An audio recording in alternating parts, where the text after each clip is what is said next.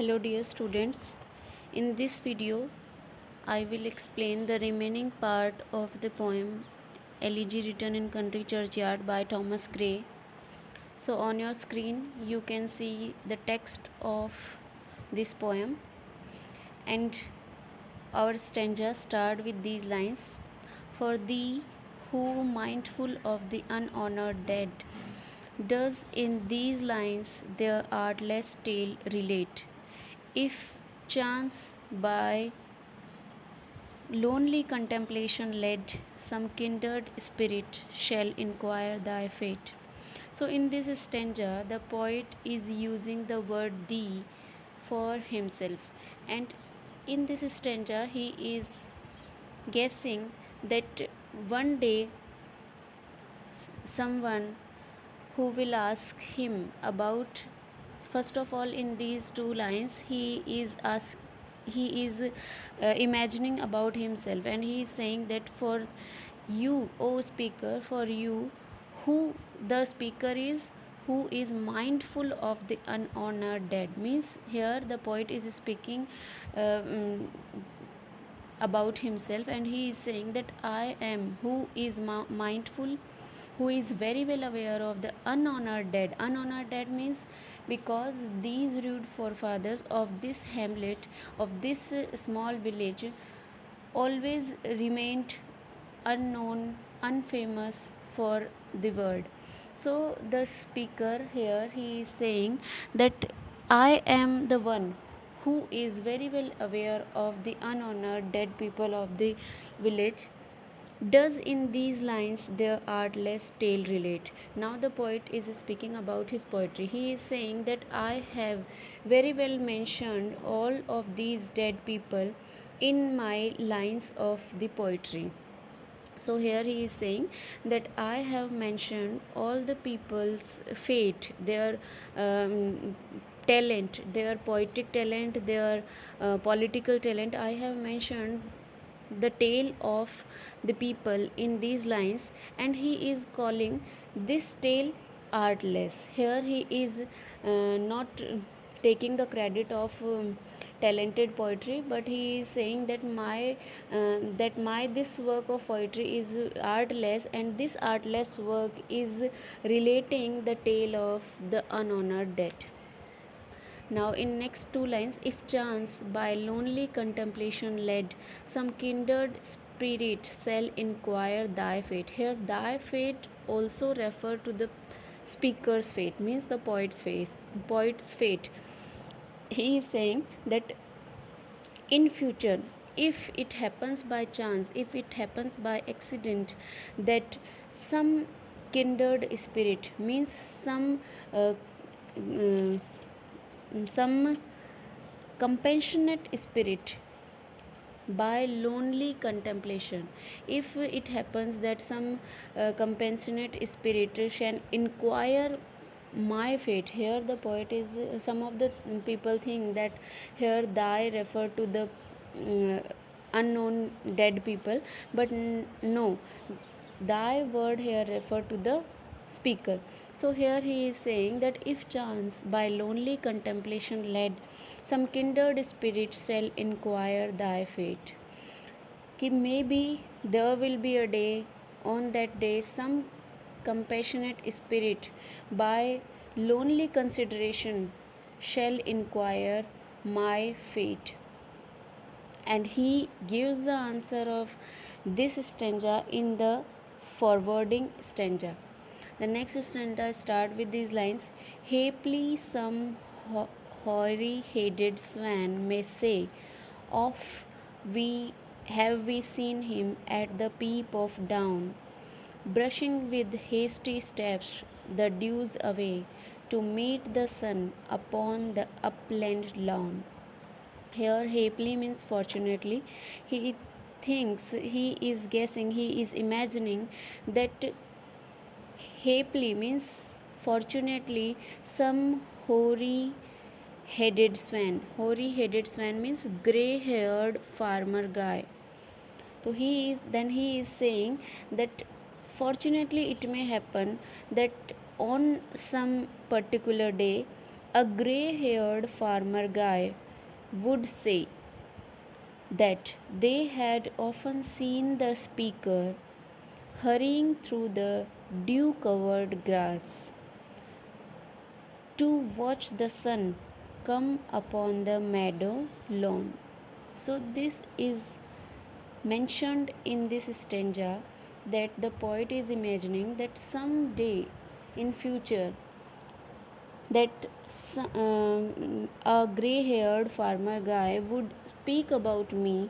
He would say that we have seen him at the peep of dawn, means at the time of morning, brushing his hasty steps the dews away, hurrying through the dew covered grass to meet the sun upon the upland lawn.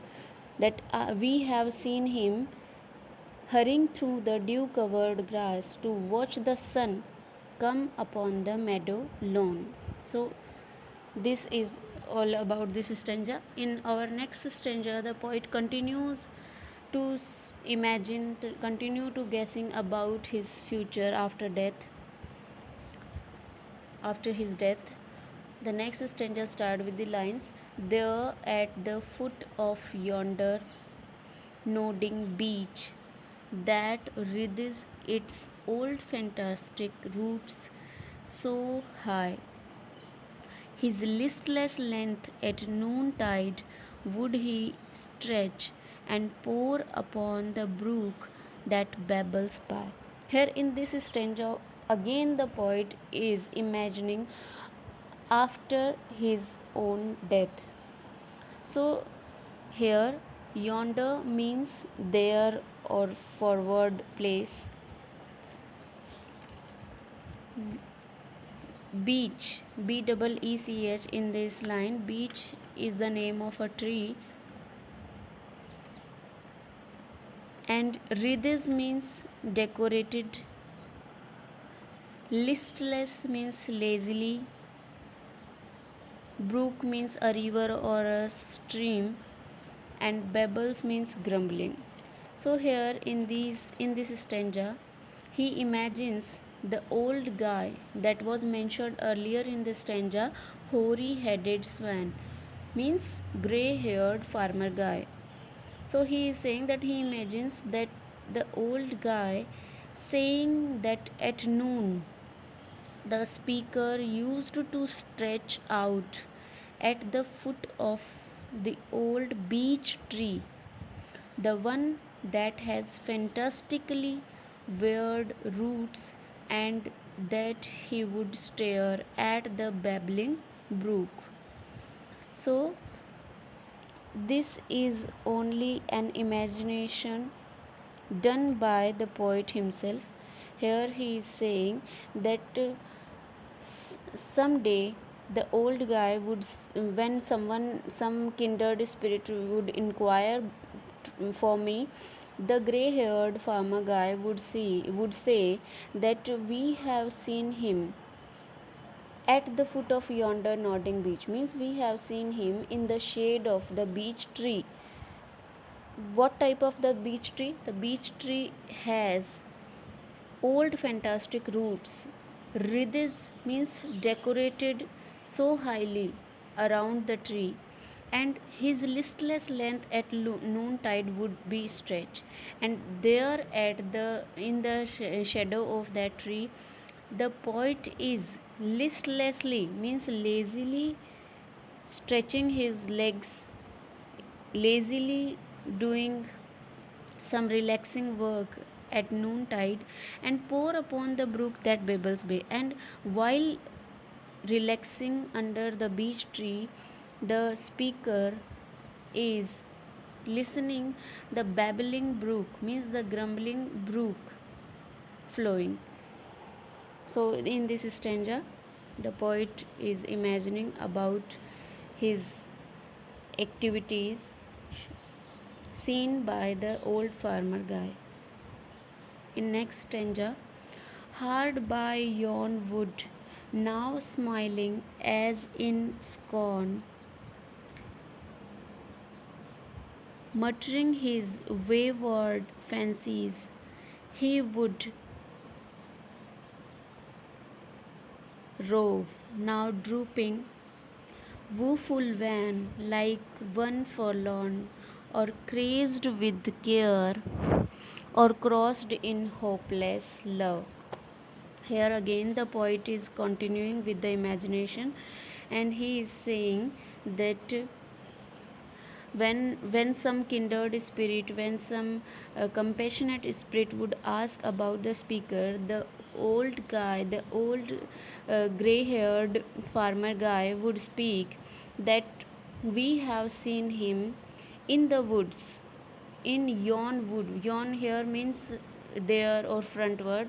So the old farmer guy is signaling towards the woods, and he is saying that we have seen him in the woods, now smiling as in scorn. Now in this stanza, the old farmer guy would speak about the activities, the facial activities, or the mental activities of the speaker. So he is saying that we have seen him now smiling scornfully and muttering his wayward fancies he would rove. We have seen him wandering there in the woods, muttering his fancies himself, now drooping, woeful wan, and we have seen him drooping here and there, and pale, comfortless emotions in him, like one forlorn.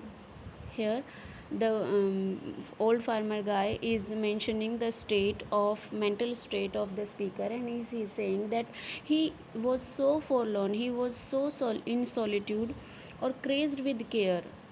We have discussed that either the speaker is crazed with care, that's why he is forlorn or alone, or crossed in hopeless love, or maybe that he didn't get the love in return, and that's why his love is hopeless. So this is the mental situation, the emotional situation discussed in this stanza by the old farmer guy through the words of the speaker himself. In next stanza, one morn I missed him on the customed hill, along the heath and near his favourite tree. Another came, nor yet beside the rill, nor up the lawn, nor at the wood was he. Now, in this stanza, the speaker continues to imagine what the old villager might say about him after he is dead and gone. So, the first two lines discuss about the first day when they didn't see him. One morning I missed him on the customed hill. Now the speaker is imagining that the old farmer guy would say that one morning I didn't see him on the customed hill. Customed hill means the hill where the speaker was usually seen, along the heath and near his favorite tree, nor I see him near his favorite tree. Here the favorite tree is the favorite tree word refers to the beech tree, under whose shade the poet was listlessly relaxing. Another came. Now here the another day, the old farmer guy is speaking about the another day. Another came, nor yet beside the rill, and the next day we didn't see him beside the rill. Rill here means brook, nor up the lawn, nor at the wood was he. And we didn't see him beside the brook, nor up the lawn, and nor at the wood was he. So they didn't find him anywhere for 2 days. In the next stanza, the next with dirge is due in sad array, slow through the church, slow through the churchway path we saw him borne, approach and read the lay graved on the stone beneath yon aged thorn. So, in this stanza, the poet again continues to imagine the activities, the conversation after his death. So the farmer guy would say that the next with dirges due in Sedere. One day after tomorrow, we listen the dirges. Dirges here means the lamentation song or the elegy. The next with dirges due in said array, slow through the churchway path we saw him born. We saw born, born here means carried by. So then one day after tomorrow we saw him carried by the person in coffin through the churchway with the song, with the dirges played in a sad melancholic tone. So these two lines indicates the death or cremation ceremony of the poet. In next two lines, approach and read, these are imperative lines, and in these lines he is the old farmer guy is saying that approach and read. He will he will converse with the kindred spirit, that who is inquiring about the speaker's death. So here the poet is imagining that the old farmer guy would say to that kindred spirit that come and read the lay. Lay here means the song, the lyric song graved on the stone. That lyric song which is graved on the stone beneath means under yon aged thorn bushes, under the further thorn bushes on the stone, the lay which is engraved. Here the old farmer guy would ask the kindred spirit to come and read the lyric song engraved on the stone beneath that thorn bushes. So in these stanzas the poet is continually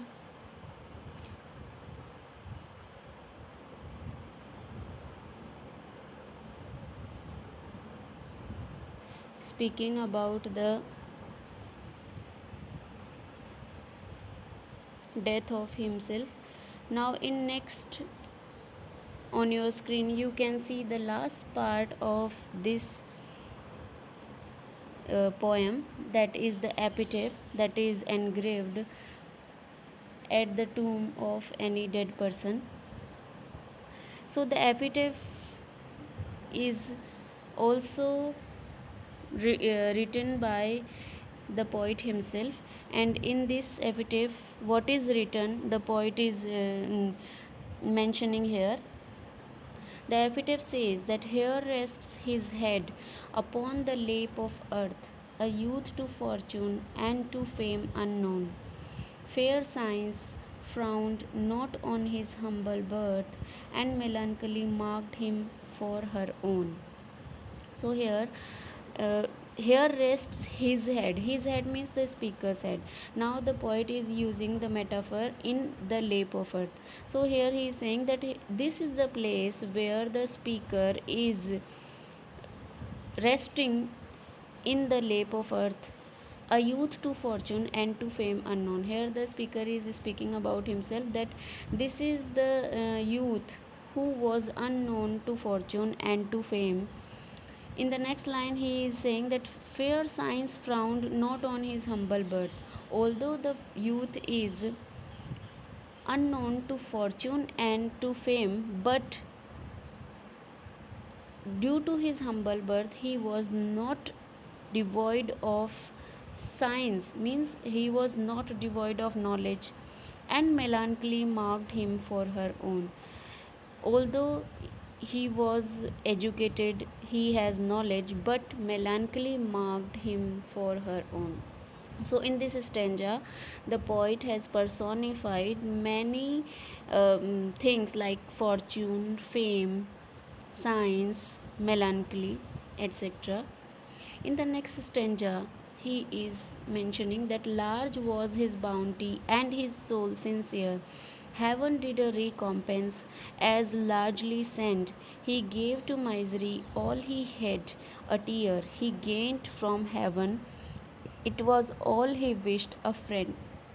In this stanza, we can assume that here, by the word friend, he referred to his best friend forever, who is Richard West.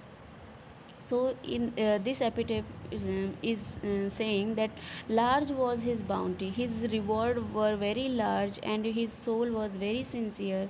And although he had given whatever he had, and that's why the heaven did a remuneration largely sent.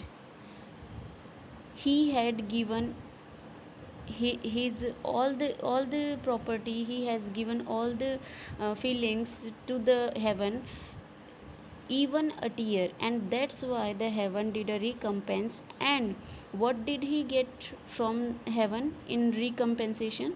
He got a friend who is Richard West. So here in this epitaph, he is also mentioning his friend Richard West. Now the next stanza start with the imperative sentences, and this is the last stanza of the poem. No further seek his merits to disclose, or draw his frailties from their dread abode. There they alike in trembling hope repose, the bosom of his Father and his God. So here the epitaph is ordering or appealing to the passers by that no further seek his merits to disclose. Here nobody will seek his merits to open, or to draw his frailties, or to draw his demerits from his abode. Where the abode is now, the abode is heaven. There they alike in trembling hope repose. And in the heaven, all his frailties, all his merits are trembling, and in the state of reposing with the hope, the bosom of his Father and his God. And all his frailties and merits are in the repose state with the bosom of his Father and his God. So now in the last lines, the poet is mentioning his relaxing state in heaven with his Father and as well as God. So that's all was mentioned in the poem An Elegy Written in Country Churchyard, and you all students are suggested to listen the video very carefully and to write a critical appreciation of the poem and submit at the WhatsApp group. So thank you all.